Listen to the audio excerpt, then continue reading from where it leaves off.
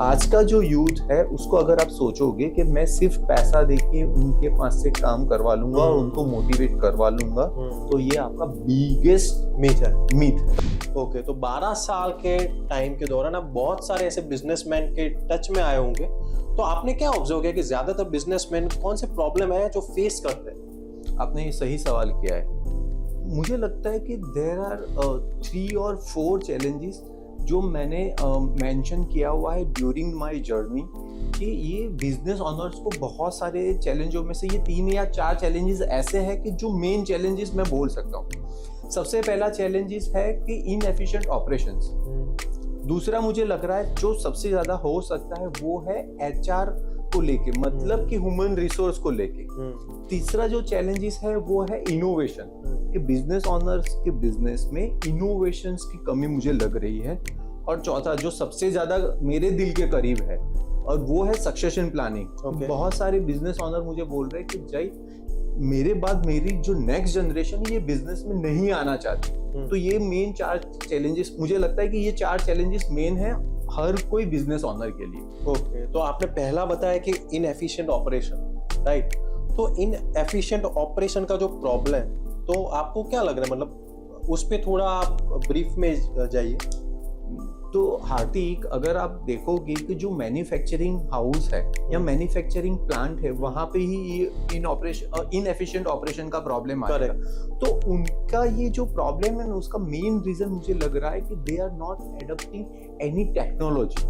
और अभी जो बिजनेस टूल्स जो मार्केट में अवेलेबल है वो इफेक्टिवली वो यूज नहीं कर रहे, उसके कारण ये प्रॉब्लम आ रहा है। कैसे प्रॉब्लम?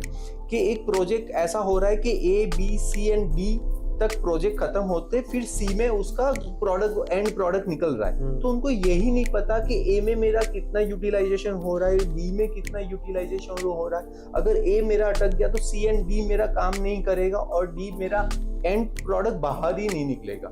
तो आप बिजनेस को टेक्नोलॉजी के साथ ऐड कर दोगे ना, तो क्या हो जाएगा, टेक्नोलॉजी विल से यू कि आपका ये ए वाला जो प्रोजेक्ट है वो टाइम से चल रहा है, बी वाला नहीं चल रहा, सी वाला चल रहा है, तो आपको फोकस करना है बी पे।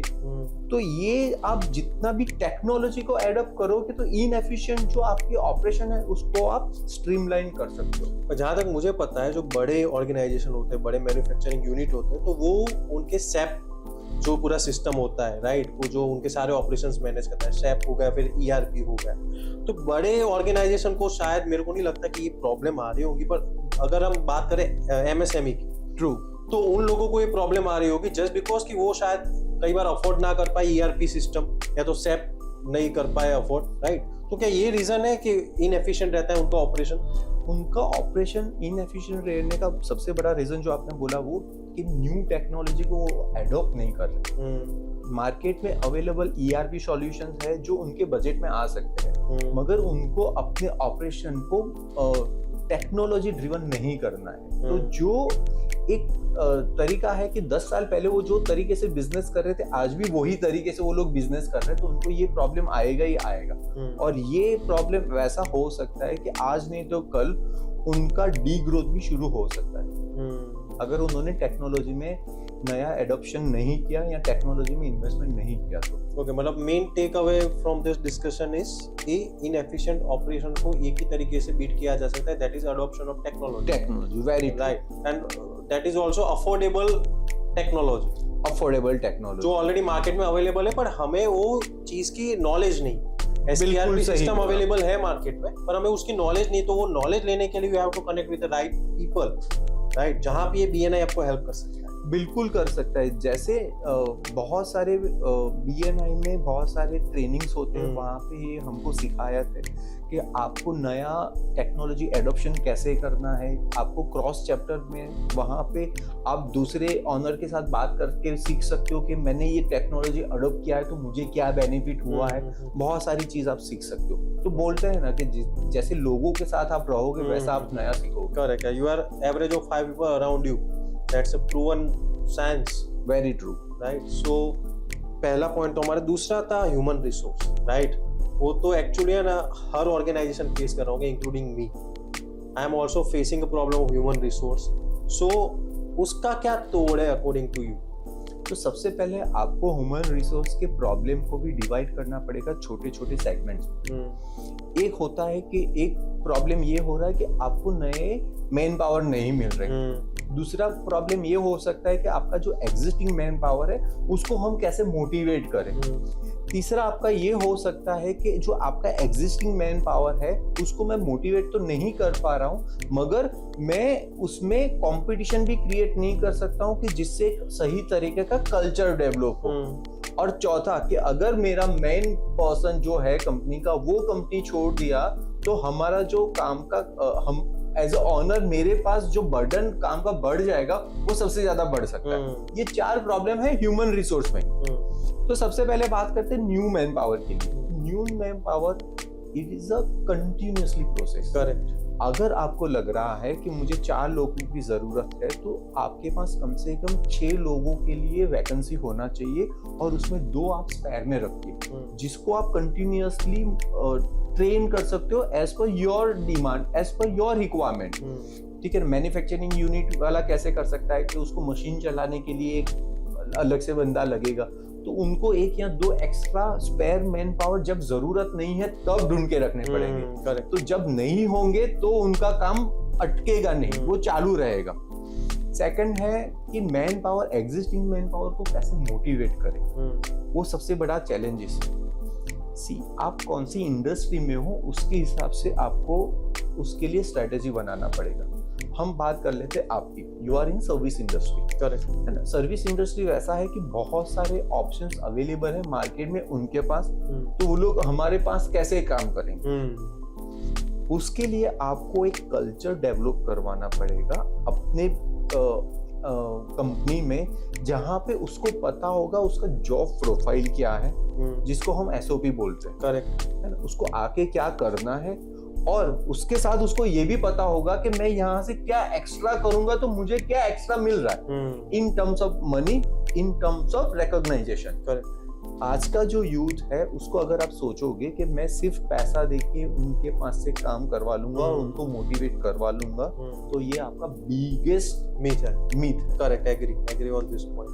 तीसरा, आप एक कल्चर डेवलप करिए इन टर्म्स ऑफ इनोवेशन। आप अपना इनोवेशन अपने एचआर सिस्टम में भी ला सकते हो। आप वैसा कर सकते हो star player of the month, जिससे पता चलेगा कि एक बंदे ने ये काम किया तो इसने ये अचीव किया है अपार्ट फ्रॉम द इंसेंटिव्स। उनको रिकॉग्नाइज करिए, उसको देख के दूसरे लोग भी काम करेंगे। Monkey C monkey do. Correct. तो ऐसे कॉम्पिटिटिव एनवायरनमेंट आप क्रिएट करोगे, वो है तीसरा सबसे ज्यादा। आप उनमें इन्वेस्ट करिए इन टर्म्स ऑफ ट्रेनिंग, उनको डेवलप करवाइए।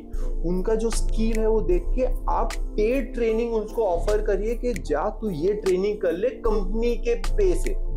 तो क्या हो रहा है, आप एक्चुअली वैल्यू एडिशन कर रहे हो उसके करियर में।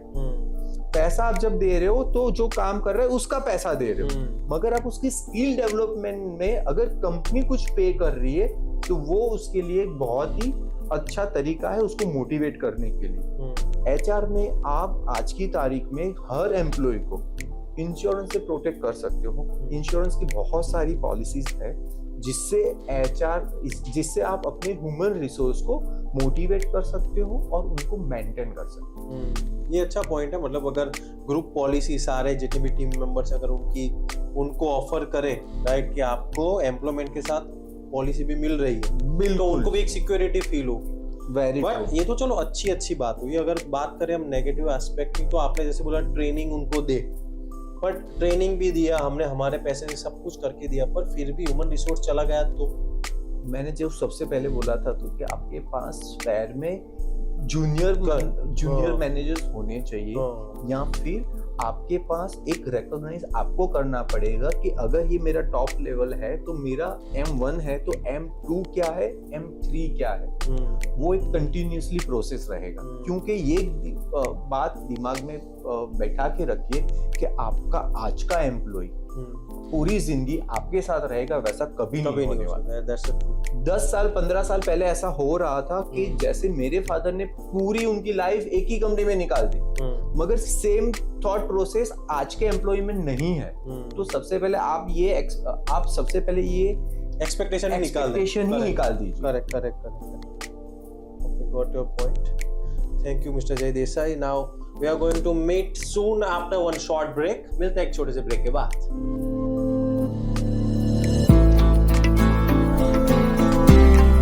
बहुत सारे लोग मुझे पूछते हैं, जय रिटायरमेंट प्लानिंग किसको करना चाहिए? मैं बोलता हूँ हर किसी को। अगर आप बिजनेस ऑनर हो तो भी आपको रिटायरमेंट प्लानिंग करना चाहिए, आप अगर एम्प्लॉई हो तो भी आपको रिटायरमेंट प्लानिंग करना चाहिए, और अगर आप प्रोफेशनल्स हो, डॉक्टर, लॉयर जैसे, तो भी आपको रिटायरमेंट प्लानिंग करना चाहिए। लाइफ में एक स्टेज तो वैसा आएगा ना जब आप सोचोगे कि मैं काम करता रहूंगा मगर पैसे के लिए काम नहीं करूंगा। वो स्टेज को हम रिटायरमेंट लाइफ बोलते हैं। तो वो स्टेज हर किसी के लाइफ में आता है। तो एम्प्लॉय हो, बिजनेस ऑनर हो या फिर प्रोफेशनल हो, सबको अपना रिटायरमेंट प्लानिंग करना ही करना है। Hey everyone, welcome back. यार जय भाई देखो, एकदम प्रोफेशनल बातें बहुत कर, आप है ना स्टोरी कहने में माहिर हो, हम सबको पता है, राइट? तो कोई अच्छी सी स्टोरी सुना दो पहले। चलो, जो नेक्स्ट चैलेंज है ना उसमें ज्ञानबाजी नहीं करते, एक स्टोरी सुना दो। मेरा एक फ्रेंड है यशवंत, तुम भी उसको जानते ही हो। उसका मैन्युफैक्चरिंग है स्टरीलाइजर का उसका मैन्युफैक्चरिंग, ठीक है ना। इनोवेशन कैसे यूज होता है वो मैं बताता हूँ। तो स्टेरिलाइजर कैसा होता है कि छोटी जगह में भी लगता है, बड़ी जगह में लगता है। वो 50 बेड की हॉस्पिटल में भी स्टेरिलाइजर दे रहा है और 500 बेड की हॉस्पिटल में भी स्टेरिलाइजर दे रहा है। तो उसका साइज हर जगह पर अलग। काम क्या करता है स्टेरिलाइजर? सर आपको ये नहीं पता स्टेरिलाइजर क्या काम करते हैं? अगर आप जब हॉस्पिटल में जाते हो तो ऑपरेशन थिएटर में जितने भी इंस्ट्रूमेंट यूज होते हैं वही सेम इंस्ट्रूमेंट को वापस यूज करे, इंस्ट्रूमेंट का वापस यूज नहीं करो तो उसको स्टेरिलाइज करना होता है। तो उसके लिए पूरा मैन्युफैक्चरिंग यूनिट होता है जो इंस्ट्रूमेंट को स्टेरिलाइज करता है, जिससे नेक्स्ट ऑपरेशन में सेम इंस्ट्रूमेंट आप यूज भी कर पाओगे और आप पीस ऑफ माइंड भी होगा कि वो 100% कीटाणु रहित रहेंगे, बैक्टीरिया फ्री रहेंगे। तो स्टेरिलाइजर बैक्टीरिया फ्री करते हैं इंस्ट्रूमेंट जो ऑपरेशन में यूज होते हैं। तो उसने क्या किया यशवंत ने, तो हर बार तो वो अपना इंस्ट्रूमेंट लेके डॉक्टर के पास नहीं जा सकता। तो मेरा एक चैप्टर मेंबर है रोशन, जो वर्चुअल रियलिटी में काम करता है। तो उन दोनों ने, यशवंत ने अपना इंफ्रास्ट्रक्चर दिखाया, रोशन ने वर्चुअल रियलिटी में पूरा ये सिस्टम डेवलप कर दिया, पूरा मशीनरी वर्चुअल डेवलप कर दिया कि जो डॉक्टर के साथ बैठ के आप आराम से देख सकते हो इन द वीडियो कि ये मशीन यहाँ से उठेगा, यहाँ पे ऐसा फिट होगा, उसको इंस्टॉल करने के लिए आपको ये इंफ्रास्ट्रक्चर लगेगा, ये मशीन इतना ही स्पेस लेगा, जिससे दोनों का काम आसान हो गया। इसका डॉक्टर को विजुअलाइज करना आसान हो गया कि ये मेरा मशीन यहाँ पे फिट हो जाएगा। यशवंत के लिए ये आसानी हो गई कि उसको पूरा इंफ्रास्ट्रक्चर लेके जाने की जरूरत है। मतलब उनके लिए बेचना इजी हो गया, उनके लिए प्रोडक्ट को एक्सप्लेन करना इजी हो गया, एक्सपीरियंस करवाना भी इजी हो गया। एक्सपीरियंस वो करवा रहे विदाउट टचिंग और विदाउट एनी अदर प्रॉब्लम। तो ये इनोवेशन है। जैसे मैंने आपको बताया था कि आपको इनोवेशन को अडॉप्ट करना है, तो it is also called innovation. जरूरी नहीं है इनोवेशन में कि आप नई तरीके से मशीन बनाओ। इनोवेशन में ये जरूरी है कि आप नई तरीका का मार्केटिंग टूल यूज करो कि अपना प्रोडक्ट क्लाइंट को एक्सपीरियंस कराने के लिए। ओके, तो ये आपने बताया कि जो तीसरा हमारा पॉइंट था, राइट, इनोवेशन करेक्ट, तो you got your point. Okay, now आपने बात की थी सक्सेशन पे, राइट। जैसे अभी हम सबको पता है कि मुकेश अंबानी के बेटे की शादी हो रही है, राइट। अभी थोड़े टाइम के बाद वहाँ पे भी जैसे धीरूभाई अंबानी ने मुकेश अंबानी और अनिल अंबानी के बीच बिजनेस को डिस्ट्रीब्यूट किया था, तो सेम वे यहाँ पे भी ऐसा कुछ होने वाला है। तो ऐसे बड़े बिजनेस में तो ये सारी चीज़ें बहुत अलग अलग एंगल से देखी जाती, राइट। पर जब हम बात करें MSME की, राइट, तो उसमें कौन से ऐसे एंगल्स होते हैं जिसमें वो ध्यान रखना पड़े? MSME में जो सबसे बड़ा जो एंगल है या फिर सबसे जो इम्पोर्टेंट पॉइंट है ना, वो MSME ऑनर का एटीट्यूड है। मुझे बहुत सारे मेरे फ्रेंड्स बोल रहे हैं कि यार मेरी जो नेक्स्ट जनरेशन है ना वो इस बिजनेस में आना नहीं चाहती है। जैसे एक एग्जांपल बताऊं, मेरा एक बिजनेस ऑनर है रमेश भाई, उन्होंने बोला कि जय यार मेरा जो बेटा है ना इंजीनियर होके मेरे मैन्युफैक्चरिंग यूनिट में आना ही नहीं चाहता, वो सोचता है कि मैं अपना खुद का नया स्टार्टअप चालू करूंगा और उसमें बिजनेस करूंगा। तो आपको क्या लगता है उसमें गलती किसका है? उसके पापा का है। क्यों? क्योंकि शायद उसके पापा ने उसको उस बिजनेस के रिलेटेड उतना प्राउड ही नहीं फील कराया होगा, वो फैमिली में ऐसा एटमॉस्फेयर नहीं बिल्ड किया होगा कि ये बिजनेस की वजह से हम जो भी हैं वो आज हैं।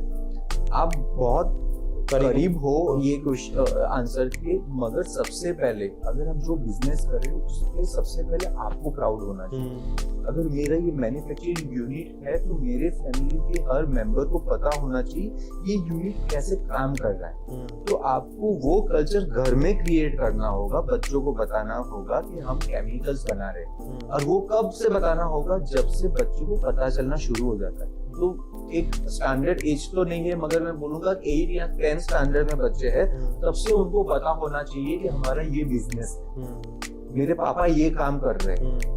तो आप एज अ बिजनेस ऑनर को पता होना चाहिए कि मेरे बिजनेस में काम कैसे हो रहा है, और सेम कल्चर आपको फैमिली के साथ भी बांटना चाहिए। सेकंड पॉइंट जो सबसे ज्यादा जरूरी है, आपको अगर पता है कि मेरे बिजनेस में आगे ग्रोथ कितना है, स्कोप कितना है, और आपको पता है कि ये बिजनेस में मेरा नेक्स्ट जनरेशन आएगा तो उसको बेनिफिट होना है, तो जब भी बेटा आपका 10 या 12 साल का है तब से उसको डेवलपमेंट करना शुरू कर दीजिए, उसको नर्चर करना शुरू करिए, हमको ये बिजनेस में आना है। तो हार्दिक, अभी तुमने बताया कि मुकेश भाई की बेटी की शादी अभी गई। मुकेश भाई के बेटे को, मुकेश भाई के दिमाग में कभी भी ये नहीं आया होगा कि मेरा बेटा इस बिजनेस में आएगा कि नहीं, क्योंकि उनका ग्रूमिंग जो होता है ना वो जब 10th या 12th में होते तब से शुरू हो जाता है। तो अगर एज अ बिजनेस ऑनर मुझे वैसा सेम करना पड़ेगा मेरे बच्चों के साथ, मुझे कल्चर क्रिएट करना पड़ेगा मेरे घर में, उनका ग्रूमिंग मुझे करना होगा जब वो 10th और 12th में होंगे तब।